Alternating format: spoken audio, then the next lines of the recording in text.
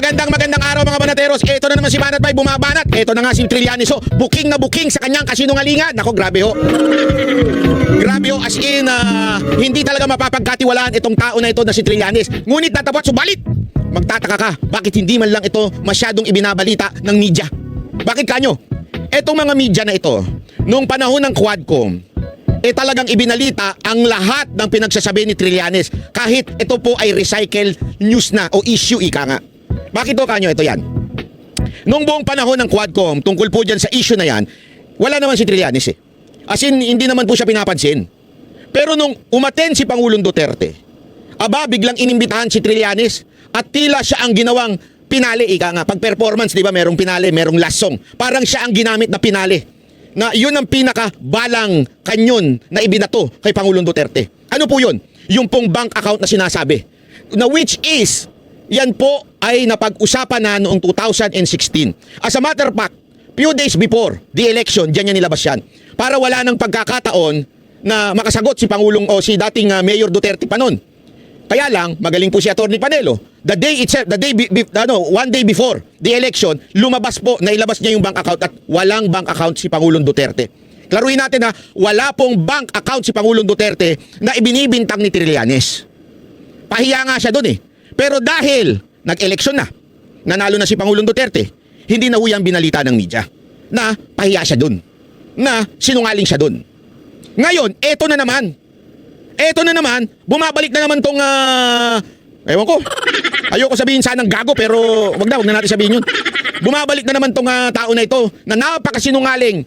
Meron na naman siyang ibinibida. Pero ito yun, paparinig ko sa inyo ito. Pero dahil dito sa video na ito, napahiya ho siya. Nalaman ng buong taong bayan na siya ay sinungaling. Okay? O, panoorin natin ha. Mr. President? Yes, Your Honor. Nalilito na ako kung anong sabihin ko. Pero sabi ko kung if I'm lying or if my statements are falsely... Grabe si Trillanes ito, makatingin kay Duterte. Parang, ewan ko. Trillanes, tanong lang. Yung pagtingin mo ba dito, may kasamang pagnanasa o wala? Hindi, baka sabihin nyo naman, di wala ko sinasabing bakla siya. Pagnanasang siraan. Kayo naman talaga, oh. Bago! Hindi kasi yung talang... ano kaya yung pagtingin niya ng ganun? Oh, sinusubukan niya sigurong i-intimidate si Pangulong Duterte. Basta meron siyang pagnanasa. Di lang natin alam kung anong klaseng pagnanasa yun, ha? Stated if there is an iota of magbigti ako. So, in the same manner na kung magbigti ako si Trillanes, dapat magsabay rin sa akin. Okay, duly noted of your thoughts, Mr. President. Former Senator Trillanes, you're recognized. Maraming salamat, Mr. Chairman. Ito pong dokumentong ito po yung naging basis ko nung plunder case na final ko kay Duterte Ayan. 2016. Oh. At ito po ay inimbestigahan ng Ombudsman. Plunder case daw na sinampa niya. Na inimbestigahan daw ng Ombudsman. Mag-follow kayo dun sa istorya nitong si Raulo na ito. Napakasinungaling eh. At ang Deputy Ombudsman, Arthur Carandang, Oh. and I think the Quadcom can invite him, siya ang nagkandak ng investigation. Humingi siya ng dokumento sa AMLAC at kinonfirm niya. And because of that, tinanggal ni Duterte si Deputy Ombudsman. Now, aside from... Kinonfirm daw. Kinonfirm daw ng AMLAC. Yan ang sinasabi niya during that Quadcom. Nagsampa siya ng kaso sa Ombudsman ng plunder, kinonfirm daw ng AMLAC, at ano daw ginawa ni Duterte? Sinibak daw ni Duterte yung Ombudsman. Because of what? The confirmation of the AMLAC. Yeah? Yan ang sinalsal ng mga media. Yan ang binalita minuminuto. Bawat araw binabalita yan, araw-araw nung time na yan. Mula umaga hanggang gabi, hanggang tanghali, pinag-uusapan ng mga tanso, vlogger yan. Sinalsal ng todo-todo yan. Hindi po bastos yung salsal, ha? Sabi na sinalsal, talagang dinikdik ng dinikdik. Oh, may bank account si Duterte. Oh, napikon si Duterte kasi dito yung part na nagalit si Duterte. Oh, ganyan. Dahil sa sinasabi nito ni Trillanes na merong bank account, kaya napikon si Duterte. Yan ang araw-araw na sinalsal po ng media. Kasi yung mga bayaran ng mga putang inang media na yan eh. Yun ang katotohanan. Pasensya na kayo media. Nakakaya. Tayo rin po ay parte ng mainstream dahil SMNI anchor po tayo. Pero nakakaya talaga kayo mga media kayo. Mga mukha kayong pera. Yan ang pinapakain nyo sa mga anak ninyo. Pera. Galing sa ewan ko kung kanino galing yan. Galing ba sa kayak yan o sa tupad ba yan o sa akap? Saan ba galing yung mga pera ninyo? Galing sa taong bayan. So pwede natin, suggested by Chairman Paduano, na yung AMLAC mismo, unless, since hindi naman na siya incumbent, ay pwedeng ma-access yon with the waiver. Pero we've been there before. Nagsabi na yan siya na magbibigay siya ng waiver. Puro bluff yan. Pero hindi, kaya nga mas maganda kung madraft na po natin yan ngayon para papirmahan niya yan dito, no? Para wala nang alibay. Pero ito po, I'll be presenting later on, Mr. Chairman, a video of his actual admission of these accounts. No? So, ito naman pong mga cheque na in-cash, in-extract lang namin from that long list. Mga manager's checks po yan. Hindi nawawala sa system po yan. And later on, Alam mo, ang talent nito ni Trillanes, magsinungaling. Hindi, walang biro. Ang talent niya talaga magsinungaling. Yung parang convinced siya sa pagsisinungaling niya. Mantakin mo, sinasabi niya pa ngayon na kumpleto kami ng detalye ha. Yan ay ina-approve ng na-confirm ng AMLAC yan at saka ng ombudsman yan ha.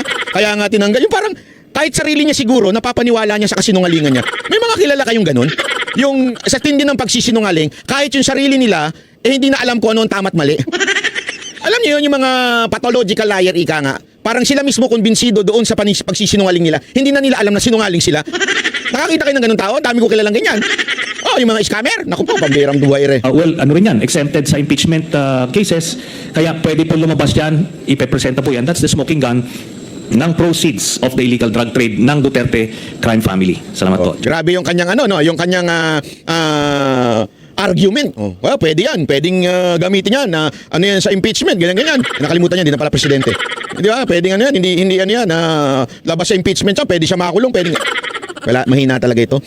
Alam mo, ang immunity ng presidente ay during his term only. After pwede na. After po pwede na. Huwag kang kung talagang may kaso ka, ibig sabihin kung talagang meron kang nakikitang mali, bakit di mo kasuhan ngayon? Kasuhan mo hindi yung ombudsman kasi hindi na official si Pangulong Duterte. Kasuhan mo sa korte. Kasi sa tingin ko, dahil under oath itong susunod na sasagot, maaari ka nang makulong. Kasi perjury yung ginawa mo. Under oath ka rin. Perjury yun nung time na nagsampa ka sa ombudsman nun. Kaya nga ngayon, maaaring hindi mo na ginagawang magsampa kasi alam mong tatamaan ka. Bakit? Panoorin nyo ito ha. Ito, AMLAC mismo. AMLAC mismo nagsabi na sinungaling ito si Trillanes. Source of the documents or information shown by Senator Trillanes in 2016. And in September 2017, Mr. Chair, the AMLC also issued another public statement denying that we are the source of the documents and information attached by Senator Trillanes in the complaint he filed before the Ombudsman. And So dininay na daw yung sa 2016, 2017, doon sa Ombudsman, dininay din nila. Ibig sabihin, walang kinalaman ng AMLAC, di ba? Ibig sabihin, yung sinasabi ni Trillanes na parang kinukonfirm ng AMLAC, hindi ho totoo. Ito na-observe ko. Hanapin nyo itong video na ito sa Congress o House of the Representatives sa YouTube. Hindi nyo makikita. Buti na lang may nag-upload na isang channel na nag-upload itong video na to. Ang hirap hanapin. Mukhang sinadyang tanggalin ng Congress itong part na ito. Kasi nga naman, booking si Trillanes dito eh. in the same public statement, the AMLC denied that we furnished the Office of the Ombudsman such documents. Oh, they denied. They deny na wala po silang sinasabi na totoo yung mga sa kanila galing. Kasi yan ang claim ni Trillanes eh. Sa kanila nang galing. Wala daw. So sinungaling talaga si Trillanes. Grabe o ano? Oh. In relation to the complaint by Senator Trillanes, Mr. Chair. In other words, Tingnan nyo, ididiin pa nito. AMLAC denied that the documents presented by the former Senator Trillanes did not originate from your office. Yes, Mr. Chair. Oh, ayan, malinaw. Denied. Eto kung ang media talaga ay patas at hindi bayaran, hindi mo nga ito nakita sa balita eh. Alam nyo kung saan nyo lang makikita to? Sa mga TikTok, sa YouTube, o di kaya sa ibang social media platform, doon mo lang makikita to. Dininay ng AMLAC na sa kanila galing yung source. Dininay ng AMLAC yung document na yun na sinasabi ni Trillanes galing sa kanila. Oh. Walang nagbalitang media, mga putang ina nyo, mga media kayo. Sorry, pero totoo talaga, kayo ay mga pinaka number 1 na sinungaling sa Pilipinas. Kayo mga media noche, na mahilig sa pera, mga bayarang animal. Kayo ang talagang salot sa lipunan na ito. Hindi nyo man lang ibalita na totoong ang sinasabi ng AMLAC na walang ganyang account. Na dinideny nila na sa kanila galing yung sinasabi ni Trillanes. Araw-araw yung binalita yan sa Quadcom after nung Duterte nagpunta sa Quadcom, araw-araw yung binabalita yung bank account eh. Tingnan niyo sa social media, nakikita mo yung mga report ng media. Pero ito hindi nyo man lang ni-report. Oh, anong tawag sa inyo? Bayaran, prostitute. Mga pokpok. Pokpok kayo ng mga mga politiko nagbabayad sa inyo. Ano ibig sabihin ng pokpok? Binibigyan kayo ng pera para ilabas yung gusto nilang ilabas. Hindi ko alam kung ano yung gusto nilang ilabas. Kaya pokpok kayo. Kayong mga media. O tuloy. May the Quadcom committee, Mr. Chair, Medyo napaisip si Akop eh. Mukhang sabi niya, shit, mali ata yung tanong ko. Mali ata na tinanong ko ito. Mali. Mali yung pagkaano. Oh, tingnan mo ha kung anong gagawin ni Akop ha. Tingnan ninyo. can we ask AMLAC again? Since this has come out already in the open. Can we ask the AMLAC again? Na mag-imbestiga daw? Sir, anong klaseng tanong yan? Nag-imbestiga na nga sila eh. Dininay na nga nila, inulit pa nila ngayon, tapos sasabihin mo, can we investigate again? Alabo mo. Para lang maitama yung tanong mo na sumabit ka dahil napahiya si Trillanes, kailangan mong sabihin na, pwede ba imbestigahan natin to uli? In the committee hearings of this committee, can the AMLAC conduct an investigation proper insofar as the allegations of the former senator is concerned? Mantakin mo ha, pinasinungalingan niya na nga. Yung sinasabi ni Trillanes. Inulit-ulit niya pa. Tapos sasabihin mo ngayon, pwede mag-imbestiga tayo uli. Dito, makikita mo talaga, pasensya na ha, Your Honorable Mr. Chair. Bias kayo sobra. Sana, ang tanong mo, ganun ba? So hindi pala totoo yung sinasabi ni Trillanes. O di sana binalikan niyo si Trillanes. Trillanes, nandyan siya niyan eh. Hindi pala totoo yung sinasabi mo eh. Ano yung sinasabi mo? Bakit din? Eto ha, literal. Nahuli niyo nagsisinungaling. Bakit hindi niyo kinontempt si Trillanes? Oh, Mr. Chair, bakit hindi niyo kinontempt? Oh, Mr. Chair, ano ginawa ninyo? Kesa nasa ikinontempt ninyo si Trillanes, pinaulit-ulit niyo pa, gusto niyo pang sabihin, pwede ulitin natin yung investigasyon? Oh, di, sobrang bias kayo, halatang halata. Mr. Chair, yung upuan na yan, iano ko. Sir? Mr. Chair, the jurisdiction of the MLC will be had if there will be a unlawful activity, Mr. Chair. So if there will be an unlawful activity that will be filed, then it is the mandate of the MLC to conduct a financial investigation, Mr. Chair. Buti na lang matalino to. Sabi niya, kung merong unlawful activity, ibig sabihin may perang kaduda-duda na nangyayari. Okay? And someone will file, di ba, a case or file something, then pwede. Pero yung uulitin mo, yung sarado ng kaso, yung sarado ng issue, uulitin mo lang kasi gusto nyo salsalin pa, hindi na pwede yun, sir. Anong klase kayong congressman? Sir, Your Honorable Mr. Chair. Anong klase kayo, sir? Booking na, ipagpipilitan nyo pa, sir. Booking na. Sir, na-booking na bias kayo, sir. Yan na to, na-booking na bias kayo. Booking, sir? Hindi, di ba ho? Oh, imagine ninyo, kung yang sumagot na yan ay galing sa Office of the Vice President na nakakuli ninyo in the Congress, in the hearing, nahuli nyo nagsisinungaling. Sigurado ako contempt. Yung nga hindi nagsisinungaling, yun nga nagsabing, Your Honor, wala po akong alam dyan kasi po ang aming pong leader o si Vice President Sara Duterte po ang nag-utos. Yun nga kinukontempt ninyo eh. Hindi nagsisinungaling yun. Hindi lang niya masagot kasi wala siyang kaalaman. Kinontempt nyo. Si Trillanes, huli nyo nagsisinungaling, hindi nyo kinontempt. Ano tawag sa inyo? Ha? Ano tawag sa inyo? Oh, namumuliti ka, hatalatang bias kayo. O baka naman, sir, hindi yan kasama sa script. Lumigwak si AMLAC sa script ninyo at magagalit si Romualdez pag hindi nyo yan naayos. Ha? Baka mamaya hindi maibigay yung dapat ibigay. Gago! Hindi! Maibigay yung suporta, kayo naman. Sino suportahan ni Romualdez yan? Suporta! Hindi naman, wala naman ako sinabing pera. Sino suportahan? Moral support. Go, Akop! Go! Akop! Moral support. Ay, hindi po support na pera. Gago! Kawawa ka naman, Akop. Thank you. Nagkamali ka ng tanong. Tingnan mo palalagpasin lang niya. Mr. Chair, we also issued invitations to... Mantakin mo.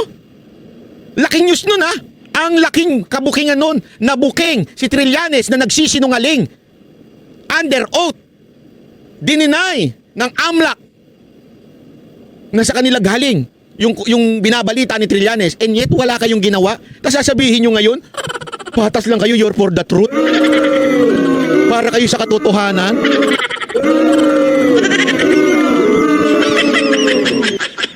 Oh, di ba? Oh, booking na booking kayo. At ikaw naman, Trillanes, makinig ka ng mabuti, ha? Napatunayan ng taong bayan na ikaw ay isang sinungaling. Ha?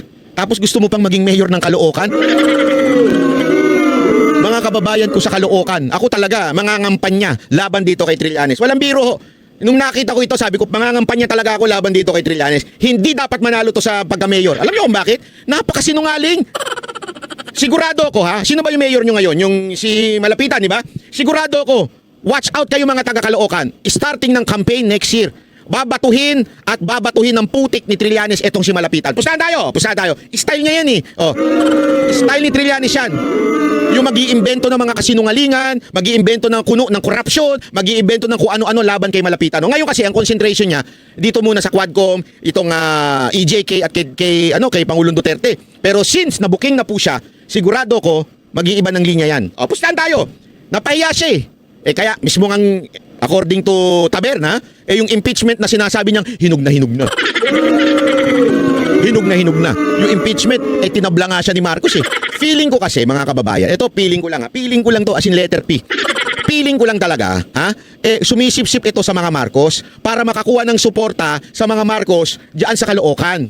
Yun ang totoo diyan. Sigurado ako sumisip-sip lang yan dito sa Caloocan para siya ang suportahan ng, siyempre, pag ikaw ay suportado ng administrasyon, malaki ang pera mo makukuha dyan. Pinansyal, makakahingi ka ng tulong para sa iyong pangangampanya. Alam naman po natin, olat na olat po siya dyan. Tingnan nyo yung mga kalye survey, hindi nga ako siya kilala eh. Pag